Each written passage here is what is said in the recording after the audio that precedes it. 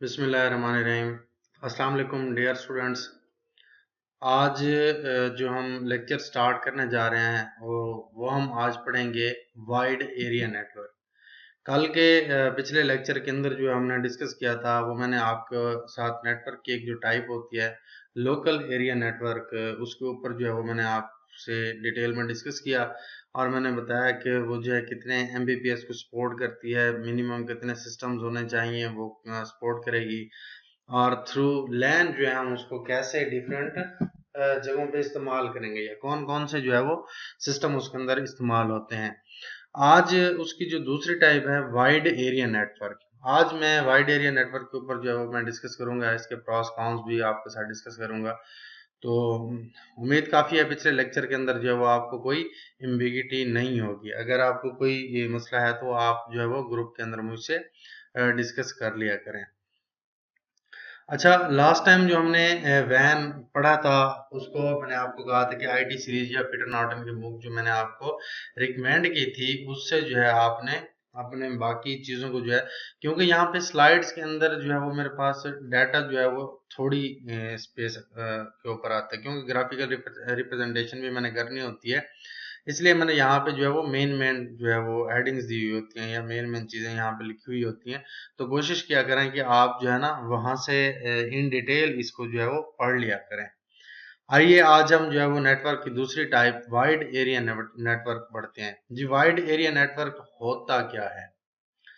सबसे पहले इसको मैं इस तरह से भी कह सकता हूँ, वैन वैन को it stands for wide area network, और इसको मैं ये भी कह सकता हूँ it refers to a network that cover a large area. ठीक है, यहाँ पे भी मैंने लिख दिया है network that covers a large geographical area using many types of media. ठीक है, van connects computer in different cities, countries and continents. Normally, a WAN consists of two or more interconnected LANs. Computers in WAN are often connected through telephone lines. They can also be connected through leased lines or satellites. WAN can reach the parts of the world is not possible with LANs. अब जो van होती है wide area network, इसको एक तो हम geographical area के ऊपर जो है क्या करते हैं, कंप्यूट कराने की कोशिश करते हैं या इसको ज्योग्राफिकल एरिया के ऊपर इम्प्लीमेंट करते हैं with in a different cities, with in a different countries, all over the world जो है हम इसको क्या करते हैं। दूसरे नंबर पे मैंने लिखा हुआ है internet is a world's largest वैन। ठीक है, अब ये जो इंटरनेट हमारे पास इस्तेमाल हो रहा होता है ये वर्ल्ड लार्जेस्ट वैन है वाइड एरिया नेटवर्क। इसके अंदर क्या होता है, वैन with a very large geographical area for instance for country और even beyond the borders, also called enterprise network if they are privately owned by a large company. वैन को जो है वो हम कह सकते हैं कि ये दो से ज्यादा लैन का कनेक्शन भी होता है। जैसे कि मैंने अभी पीछे कहा कि नॉर्मली अ वैन कंसिस्ट ऑफ टू और मोर इंटरकनेक्टेड लैन्स। अब ये एक या एक से ज्यादा जो है लैन है उसको उसके इंटरकनेक्शन को भी हम क्या कहते हैं, वैन कह सकते हैं। अभी आगे जो मैं आपको जो इसकी एक पिक्चर दिखा रहा हूँ तो इससे आपको उम्मीद काफी आपका कंसेप्ट जो है वो क्लियर हो जाएगा कि वैन जो है वो एक्चुअली होती क्या है। देखिए यहाँ पे मैंने इसकी ग्राफिकल रिप्रेजेंटेशन कर दिया है। अब यहाँ पे अगर आप गौर से देखें तो एक वैन का जो है मैंने पूल बना दिया है। ठीक है, यहाँ से मैंने डिफरेंट सिटीज के अंदर ऐसे समझ लें ये 4 सिटीज हैं या 4 कंट्रीज हैं, ऐसे समझ लें।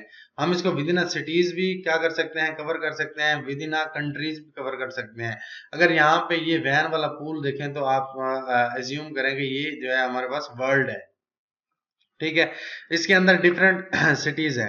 ये वाला पोर्शन एक सिटी है, ठीक है, ये वाला पोर्शन दूसरा सिटी है। अब देखें ये भी एक लैन का कनेक्शन है। ठीक है, एक सिटी के अंदर यहाँ पे भी एक जो है वो लैन है, यहाँ पे भी एक लैन है, या यहाँ पे भी एक लैन है। ये 4 डिफरेंट लैन्स को जो है वो मैंने इंटरकनेक्ट कर दिया। मिनिमम 2 लैन्स जो है वो इसके अंदर क्या होंगी, कनेक्टेड होंगी। तो इसलिए यहाँ पे कहा गया है अगर आप इसको अगर वर्ल्ड के लेवल के ऊपर जो है वो अगर आपको ज्यादा बड़ा ज्योग्राफिकल एरिया नजर आता है तो आप इसको इस तरीके से भी कह सकते हैं कि ये वैन जो है ये एक कंट्री है। ठीक है, उसके अंदर ये इसके 4 सिटीज जो हैं, 4 शहरों को हमने क्या कर दिया, कनेक्ट करा दिया। एक लार्जेस्ट ज्योग्राफिकल एरिया जो है इसने कन्वर्ट करा दिया, जैसा कि इसके नाम से जाहिर है। डब्ल्यू फॉर वाइड, वाइड से बड़ा मतलब, ठीक है।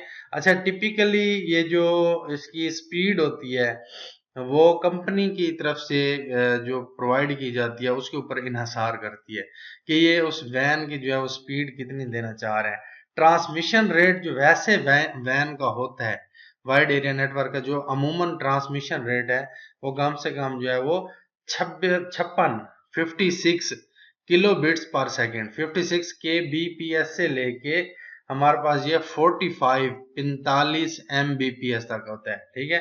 ये कहाँ से 56 के बीपीएस किलो बिट्स पर सेकंड से 56 किलो बिट्स पर सेकंड से स्टार्ट होता है और इसकी कहाँ तक जाता है, ये 45 एमबीपीएस तक जो है वो इसकी टिपिकली स्पीड होती है। लेकिन अभी तक जो है वो आप 4 MB 8 MB जो है या 10 MB ज्यादा से ज्यादा कितनी या 1 GB तक जो, या आप 100 MBPS तक पहुंचे होंगे, 200 MBPS तक पहुंचे होंगे। वैसे टिपिकली इसकी ट्रांसमिशन रेट जो है वो वैन का क्या होता है, 56 kbps से स्टार्ट होता है और ये 45 mbps तक जाता है। अच्छा, वैन जो है ये एक एक्सपेंसिव, थोड़ा सा जो है वो लैन की निस्बत एक्सपेंसिव है, ठीक है। वैन is not a fast as LAN, ठीक है। जिस तरीके से लैन फास्ट थी, मैंने आपको पिछले लेक्चर के बताया था कि इसके अंदर ट्रांसमिशन जो होती है या इंफॉर्मेशन की एक्सचेंज या डाटा की एक्सचेंजिंग होती है वो बहुत ज्यादा फास्ट होती है, ठीक है। अब ये जो वैन होती है, क्योंकि अब ये थोड़ा सा इसका एरिया बढ़ जाता है, ये जोग्राफिकली बढ़ गई है, तो इसलिए एक तो थोड़ी सी ये एक्सपेंसिव हो गई है लैन की निस्बत, ठीक है। और दूसरा जो है वो इसका ड्रॉबैक ये है कि ये हमारे पास क्या है, एक तो ये फास्ट नहीं होती और इसके लिए जो है हमें लॉन्ग केबल डिस्टेंस जो है वो क्या करता है, इसके अंदर एरर जो है वो डाटा के अंदर आता है। वैन जो है वो उसकी एग्जिस्टेंस इतनी अच्छी नहीं है, ठीक है। इसके अंदर भी फॉर एग्जांपल के तौर पे, जैसा कि मैंने बताया था कि लैन के अंदर हम कौन सा नेटवर्क इस्तेमाल करते थे, पेयर टू पेयर और क्लाइंट सर्वर। आने वाली वीडियो के अंदर मैं मैन को डिस्कस करने के बाद मैं आपको बताऊंगा कि ये क्लाइंट सर्वर आर्किटेक्चर क्या होता है और पीयर टू पीयर क्या होता है, ठीक है। ये दो मैंने कहे थे कि लैन के अंदर इस्तेमाल होते हैं। अब वैन के अंदर इसकी example peer to peer network है, ठीक है, कि पीयर टू पीयर नेटवर्क जो है वो इसके अंदर हम इस्तेमाल करते हैं, इसकी एग्जांपल है। आइए इसके प्रॉस कॉन्स देखते हैं। Advantages of van, advantages of van क्या होते हैं, van covers a large geographical area, ये तो इसका बहुत बड़ा एज है। The software files are shared among all the users, ये भी इसका जो है वो एक अच्छा इम्पैक्ट है। Hence all will have access to the latest files, आप जहां पे भी जितने दूर डिस्टेंस के ऊपर बैठे होते हैं एक दूसरे को फाइल्स या डाटा जो है वो सेंड एंड रिसीव कर रहे होते हैं, जितनी बड़ी भी हो, लार्ज फाइल्स हो, उनको आप इजीली एक दूसरे को सेंड कर रहे होते हैं, ये इसका बहुत बड़ा एज है। थर्ड नंबर पे, organisation can perform their global integrated network through वैन, ठीक है। ऑर्गेनाइजेशन जो है वो अपना ग्लोबल जो इंटीग्रेटेड नेटवर्क होता है वो वैन के थ्रू कनेक्ट करते हैं, पूरी मतलब ग्लोबली उसको जो है वो क्या कर रहे होते हैं, वर्ल्ड वाइड इस्तेमाल कर रहे होते हैं, ठीक है। ये भी इसका एक बहुत बड़ा एज है। अब इसके जो डिसएडवांटेजेस हैं वो क्या है, डिसएडवांटेजेस में पहला जो इसका डिसएडवांटेज है वो इनिशियल इन्वेस्टमेंट कॉस्ट है हायर। जैसा कि मैंने आपको कहा कि जो ज्योग्राफिकल एरिया के ऊपर चली गई है इसलिए इसकी इनिशियल जो इन्वेस्टमेंट या कॉस्ट है वो बहुत ज्यादा हाई है, ठीक है। इसके एग्जांपल के अंदर जो है वो इन एयर टिकटिंग सिस्टम है like PA, many offices can be joined together using van, a person can register a ticket from any country or any जो है ऑफिस इन द सिटीज, ठीक है। तो पीआईए जो है वो इसकी एक बहुत बड़ी एग्जांपल है, ठीक है, वैन की, कि ये कहीं से भी बैठ के जो है वो क्या कर रहे होते हैं, टिकट बुक हो रही होती हैं। तो ये एक बहुत बड़ा जो है वो एक ज्योग्राफिकली नेटवर्क है, तो इसकी इन्वेस्टमेंट या कॉस्ट जो है वो हायर है। और दूसरा जो इसका डिसएडवांटेज है, it is difficult to maintain the network, इसके अंदर नेटवर्क को मेंटेन करना बहुत ज्यादा डिफिकल्ट होता है। It requires skilled techniques and network administrator, इसको चलाने के लिए स्किल्ड टेक्नीशियंस चाहिए होते हैं या इसको इम्प्लीमेंट करने के लिए स्किल्ड टेक्नीशियंस चाहिए होते हैं और नेटवर्क एडमिनिस्ट्रेटर्स चाहिए होते हैं जो इसको जिनका बहुत ज्यादा एक्सपेंस होता है। और थर्ड नंबर के ऊपर there are more errors and issues due to the wide coverage and use of different technologies. अब इसका ये भी एक बहुत बड़ा ड्रॉबैक है कि इसके अंदर बहुत ज़्यादा एरर्स आते हैं, क्योंकि इसके अंदर एरिया बहुत बड़ा होता है, ठीक है। कहीं पे डाटा जो है वो आपका मिसप्लेस भी हो रहा होता है, कहीं पे हैकर्स भी आ रहे होते हैं, कहीं पे अनऑथराइज एक्सेस भी आ रहे होते हैं, कहीं पे आपका डाटा डैमेज भी हो रहा होता है, और डिफरेंट टेक्नोलॉजीज को इस्तेमाल करने की वजह से भी आपका डाटा जो है वो डैमेज हो रहा होता है। फोर्थ नंबर के ऊपर, it has a lower security compare to LAN and MAN due to wider coverage.